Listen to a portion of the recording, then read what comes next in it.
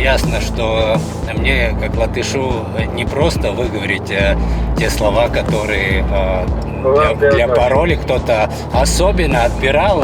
Уголовный кремлевский режим, он непредсказуем. Наша задача победить оккупантов тут, в Украине, чтобы он не пошел дальше. Это что, выход? Да. Наш? Это наши танки работают. Юрис, ну что, вы были депутатом, потом я вас встретила в марте в Киеве. И расскажите ваш боевой путь после нашей встречи за эти 4 месяца. Я приехал в Киев и сейчас вместе уже с украинскими ребятами, не только украинскими, а разной национальности совместно боремся против нашего противника. Я думаю, что он не особо уникальный. Вот такой же самый путь, какой он у нашего батальона, такой же самый он у меня. Изначально были в Ирпене. После Ирпеня сразу нас перебросили сюда, на Изюмский напрямок. Мы, конечно, все, которые сейчас тут на фронте, лучше всех осознаем, что без этого западного современного тяжелого оружия очень трудно достигнуть перелома в этой войне. И мы осознаем, что мы уже сейчас достигли очень многого. И то, что мы сейчас можем удержать свою оборону и такую, как бы,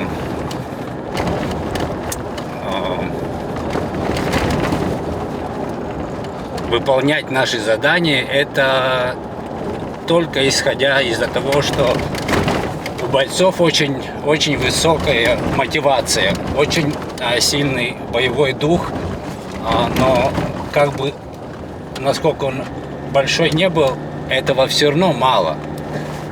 Мало для того, чтобы победить в этой войне, нужно оружие, которым воевать, потому что оккупанты, которые тут находятся, они, как бы там ни было, они намного лучше обеспечены всем оружием, их тоже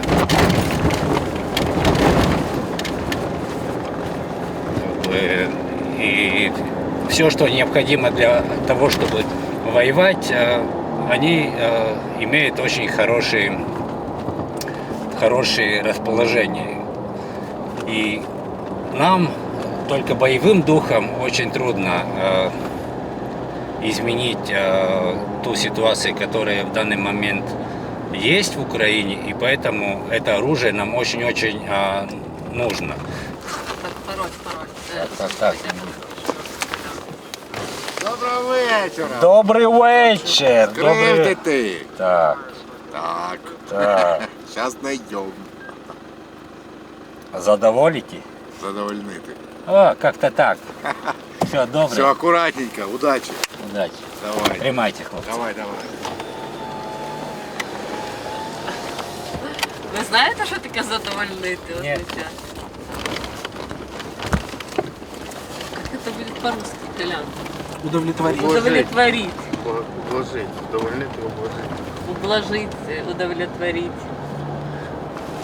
Так, да, очень похоже, да, можно так. Ясно, что мне, как латышу, не просто выговорить те слова, которые для пароля кто-то особенно отбирал, и они как бы такие, которые, возможно, даже не просто всем украинцам проговорить. Так что, но меня уже тут все давно знают в лицо, но порядок есть порядок. Так же само, как у любого спрашивают пароли, но хлопцев уже знаем уже неделями, и как бы в Какие этом сегодня были нет пароли? проблем. Ну, может, после уже потом, какие сегодня были слова? Нет, ну вот я честно скажу, я не всегда знаю, вот если я еду с кем-то вместе, я всегда спрошу, если есть слова, которые я не знаю, какое значение у слов. Часто бывает, несмотря на то, что я очень много разумею на украинском, есть слова, которые я не знаю. И вот так, как сейчас было, я тоже не знаю значение слова, и поэтому как могу, так и выговариваю. Самое сложное, это пускай как у всех, это когда ты сталкиваешься с смертью своих друзей, своих побратим, и это очень-очень всегда больно. Больно, потому что мы все тут как одна семья, как одна команда, и друг за другом всегда готовы стоять, отстаивать. И когда кто-то из команды погибает, это тяжело для всех. Это тяжело для всех, и это все очень сильно переживают. И как бы к этому привыкнуть очень трудно. И не надо, конечно. Так что это самое такое тяжелое, с чем я лично столкнулся тут на войне. Как вы вот боитесь или думаете, это реально, что там на Латвию, Литву или Эстонию Россия может тоже захотеть напасть? Или это невозможно вот сейчас? Ну, я думаю, что тот, кто скажет, что это невозможно, я думаю, что это не имеет права никто сказать, потому что мы знаем, что агрессор, этот уголовный кремлевский режим, он непредсказуем. И мы не можем с ними считаться, и не можем доверять, полагаться. И поэтому я думаю, что ни один, кто трезво оценивает ситуацию, не может такого сказать, что кто-то может быть спокойным, что на них не нападут. И Латвия, Литва, Эстония, ну, мы лучше всех понимаем, осознаем, кто является наш сосед.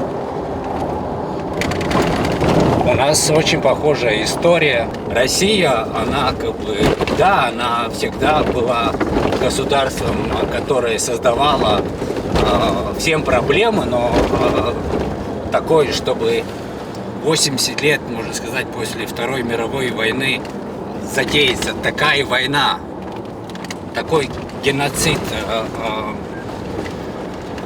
что происходит в данный момент, когда то, что мы видим, это уму непостижимо, это разумом очень трудно принять. Мне нет сомнений, что те, которые тоже из моей команды, из моей партии, которые тоже сейчас делают ту же самую работу, которую я делал, я не думаю, что они это делают хуже, нежели я смог это сделать. Я скажу больше, отсюда я могу намного больше помочь, быть полезным для того, чтобы решались именно те вопросы изначально, приоритетно, которые самые важные.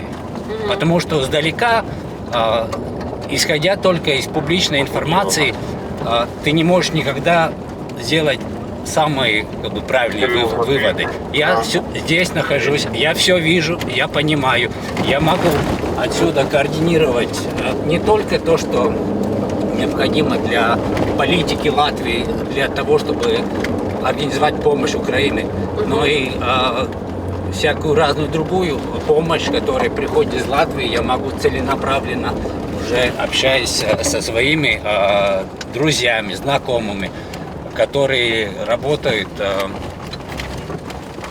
для того, чтобы собирать и гуманитарную помощь, и специальную помощь для армии. Это как бы, я считаю, что тут это очень-очень важно, и мои личные ощущения, что находясь тут, я могу сделать больше, нежели в Латвии. Нельзя не брать во внимание еще то, что меня же тут никто не прислал, не откомандировал. Я тут потому, что это мой личный выбор, это мое стремление, это то, как я понимаю, как я могу помочь Украине. И если я, находясь тут, чувствую себя более, если можно сказать, комфортно или в согласии сам с собой, то для меня это важно, потому что я помню, как я ощущал себя, когда я был в Латвии. Эти ощущения, что твои возможности помощи, они настолько ограничены, что внутри все время как бы, ощущение, что ты не все сделал, что мог сделать, что есть еще вещи, которые ты можешь делать для того, чтобы помочь Украине, помочь Европе, помочь всему миру, потому что эта война, это не война Украины с Россией, это на самом деле война всего цивилизованного мира против агрессора, который сейчас, да, он напал на Украину, и если мы сейчас все вместе, не Украина одна, мы все вместе не победим, не справимся с агрессором, то очень трудно предположить, какие дальнейшие шаги вообще возможны, к чему это все может привести. Поэтому очень важно, чтобы весь мир осознал, что это наша общая война против оси зла, если так можно сказать, зла империи. И наша задача победить оккупантов тут, в Украине, чтобы он не пошел дальше.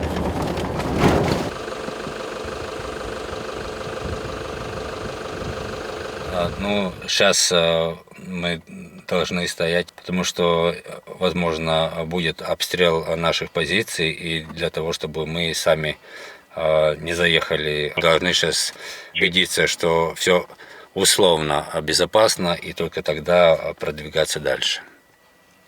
Когда это происходит только несколько... Это что, выход? Да. Наш? Это наши танки работают. Может, вернемся, что-то не нравится? Не, все, я говорю, мы можем сделать так, что мы не будем рисковать, и я очень к этому трепетно отношусь. Мы сейчас просто поедем обратно, и мы заедем в одно другое место. Я вам покажу. Вы думаете, это возможно? Чтобы война в этом году не закончилась? Или ее я скажу так, я очень-очень хочу этому верить, что это возможно. Но я, конечно, реально смотрю на вещи, на события, и я понимаю, что если дать украинцам и тем, которые защищают Украину, оружие, современное оружие, тяжелое оружие, то это возможно. Украина красивая. Но я вообще хлопчик из деревни, и у меня душа поет. Я когда это все вижу, скажем так, до слез красиво, да, это совсем по-другому, нежели у меня на родине, но это настолько красиво, и я понимаю, почему у украинцев есть такое большое стремление, желание, такой боевой дух, потому что это родина, это так красиво, и так как бы за это стоит воевать. Да. Так опасно. На войне как на войне. Я пока доброволец. но тут уже мало осталось добровольцев. В принципе, основная часть уже мобилизована и очень много. Да, костяк остался тот же самый, дух Карпатской Сечи, он остался, и мы трепетно к этому относимся, потому что я могу сказать, что этот боевой дух, который есть у добровольческих батальонов, ну, и именно я могу, можно сказать, насчет Карпатской Сечи, я с таким не сталкивался нигде. Надеяться, что в России что-то изменится, ну, я больших шансов на это не ставлю. Кто-то думает, что Россия может там остановиться. Мне кажется, что ставки уже слишком высоки. Я согласен, ставки высокие, и в данный момент сейчас тот негодяй, который затеял это все, он себе загнал в угол. У него нет пространства для маневров, и он не может в один день сказать, знаете, мы тут все сделали, и как бы и это продать у себя дома. Поэтому он должен хоть что-то показать, и в данный момент, как мы видим, как бы план минимум – это Луганская, Донецкая это как бы область. И если хоть это он как бы не сможет удержать, то ему вообще нечего продать для России. Поэтому допустить ситуации, что Украина согласится на какие-то мирные переговоры или заморозит эту войну, конфликт в случае, что, скажем, Россия будет контролировать Донецкую, Луганскую область, я лично это не допускаю, потому что единственное для меня, как бы, вот, что может являться как бы предметом уже для каких-то мирных разговоров, это когда Украина возобновит свою территорию уже в те границы, которые были до войны в 2014 году.